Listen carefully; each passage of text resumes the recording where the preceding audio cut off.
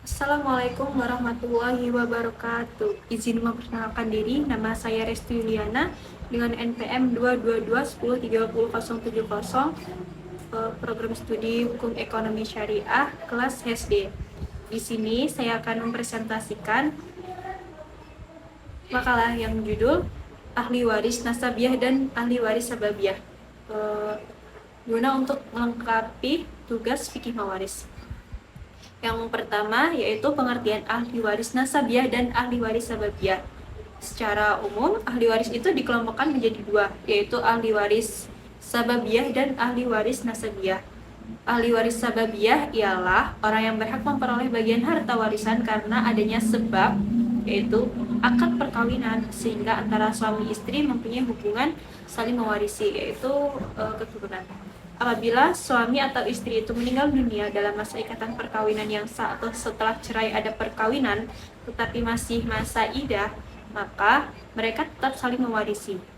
Ahli waris nasabiah ialah orang yang berhak memperoleh harta warisan karena adanya nasab, hubungan darah. Ahli waris nasabiah ini ada 3 jenis, yaitu furu al-mayyit, usul al-mayyit, dan al-hawashi. Yang pertama, furu al-mayyit. Furu al-mayyit yaitu hubungan nasab menurut garis keturunan ke bawah, yaitu termasuk ke dalam furu al-mayyit adalah anak laki-laki, anak perempuan, anak dari anak laki-laki atau cucu laki-laki atau cucu perempuan, dan seterusnya hingga turun ke bawah keturunan laki-laki. Yang kedua ada usul al-mayyit. Usul al-mayyit adalah ahli waris yang merupakan asal keturunan dari orang yang mewariskan atau hubungan nasab dari garis keturunan ke atas, antara lain yaitu ayah, ibu, ayah dari ayah, kakek, dan seterusnya. Itu ke atas, ibu dari ayah atau ibu dari ibu, nenek dari ayah atau nenek dari ibu. Yang ketiga ada al-hawashi. Al-hawashi ialah hubungan nasab dari arah menyamping, yaitu saudara laki-laki sekandung, saudara perempuan sekandung, saudara laki-laki seayah, saudara perempuan seayah, saudara laki-laki seibu, saudara perempuan seibu, anak laki-laki dari saudara laki-laki sekandung, dan seterusnya ke bawah. Dari keturunan laki-laki, anak laki-laki dari saudara laki-laki seayah, dan seterusnya ke bawah dari keturunan laki-laki. Saudara laki-laki sekandung dari ayah, paman sekandung, dan seterusnya ke atas. Saudara laki-laki seayah dari ayah, paman seayah, dan seterusnya ke atas. Anak laki-laki dari paman sekandung, dan seterusnya ke bawah. Anak laki-laki dari paman seayah, dan seterusnya ke bawah. 4 masalah dalam pembagian harta warisan. Yang pertama itu adalah masalah al-aul.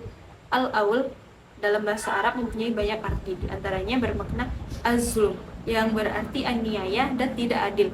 Al-aul juga bermakna naik atau meluap. Aul bisa juga berarti bertambah. Yang kedua masalah rod. Ar-rod artinya kembali atau juga bermakna berpaling. Seperti terdapat dalam Al-Quran surat Al-Kahfi ayat 64 yang artinya Musa berkata, itulah tempat yang kita cari. Lalu keduanya kembali mengikuti jejak mereka semua. Ar-rod merupakan istilah adalah berkurangnya pokok masalah dan bertambahnya jumlah bagian ashabul furu. Ar-rod merupakan kebalikan dari aul. Yang selanjutnya yaitu masalah musyarakah.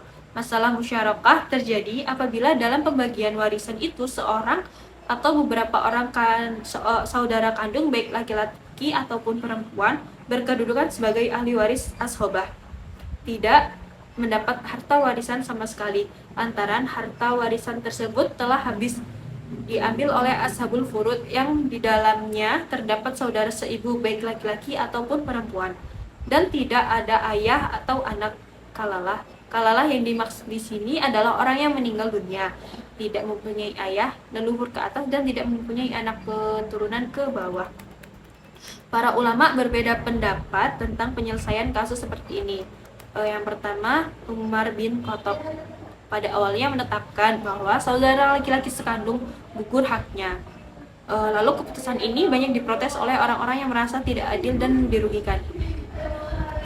Yang kedua, Ali bin Abi Thalib, Ibnu Mas'ud, Ibnu Abbas, Abu Hanifah, dan Ahmad bin Hambal berpendapat bahwa saudara sekandung dan saudara seibu tidak dapat disamakan atau tidak dapat berserikat dalam sepertiga.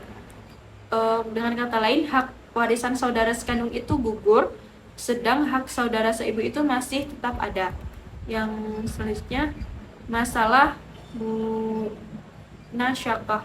Munasyakah yaitu seorang laki-laki meninggal dunia dengan meninggalkan beberapa warisan. Kemudian salah seorang pewaris ini meninggal pula sebelum pembagian harta, dan hukumnya adalah apabila waris yang kedua tidak diwariskan kepada selain waris-waris yang masih tinggal dari waris-waris pertama, maka pusaka mereka darinya diambil jalan tashib, sama dengan pusaka mereka dari yang pertama, dipandang seolah-olah tidak ada, dan dibagilah harta peninggalan antara waris-warisan yang masih tinggal.